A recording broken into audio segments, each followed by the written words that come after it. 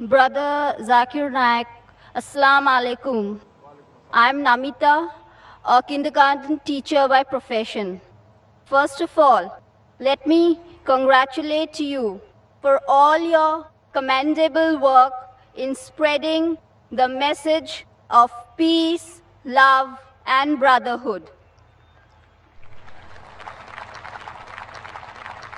I want to ask you, Brother Naik, if Quran is the God's word, if Islam is truly the way of life, then why are people taking so long in realizing and accepting it?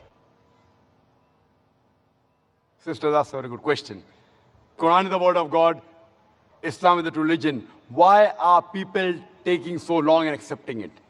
Sister, the straight path is not always easy to follow. Your perception differs. The perception of each individual differs. For example, a person who may not be following Islam, oh, if I accept Islam, he may be an alcoholic. I'll have to stop having alcohol. I may have to stop going out with girls and dating. So then that will prevent him. So what he thinks, okay, fine, Islam may be good, but I don't want to stop my alcohol. I don't want to stop going out flirting with girls. I don't want to stop having pork. So when you learn, there may be certain hitches that may come. Maybe a person may not be alcoholic. Maybe he may not be having pork, but he may think, okay, now I accept Islam. That means for 40 years I was a fool. Oh, I better not accept Islam. Some may think, if I accept Islam, what will my friends say? What will my mother say? What will my father say? So all these obstacles, sister, only if you can overcome these obstacles, can you accept the truth. So therefore, what you have to realize, that the message is clear. The message is logical. It's absolutely clear. But there are other things which are there in the baggage.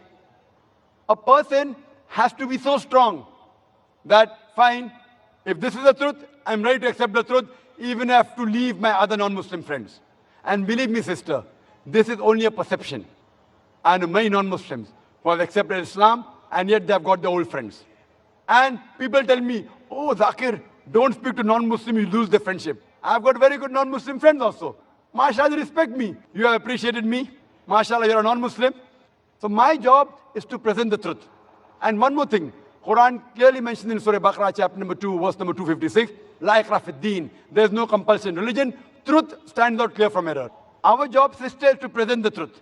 Whether a person accepts it or not, it depends upon him. If Almighty God wanted everyone to accept, it's very easy. It's mentioned in the Quran in Surah Yunus, chapter number 10, verse number 99. If he wanted, he could have made all the human beings believers. Very easy. Kun fayakun, very easy. But where is the test? Allah says in the Quran, in Surah Mulk, chapter number 67, verse number 2, Alladhi khalaqal mawta wal hayata. It's Allah who has created death and life to test which of you is good in deeds. So this life, sister, is the test for the hereafter. Now when a person realizes the truth, everything you realize the truth, you don't follow. You may follow 80%, you may follow 50%. There are very few people who follow 100%. Even all the Muslims don't follow 100%.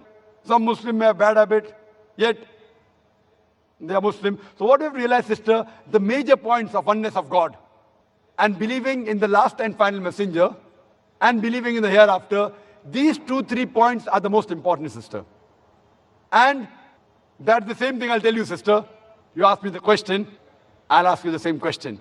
Then what is taking you so much time to accept the truth, sister?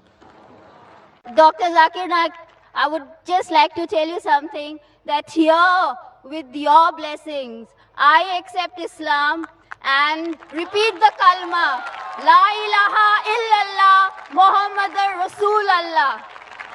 MashaAllah, sister, may Allah bless you. And may Allah come to Jannah.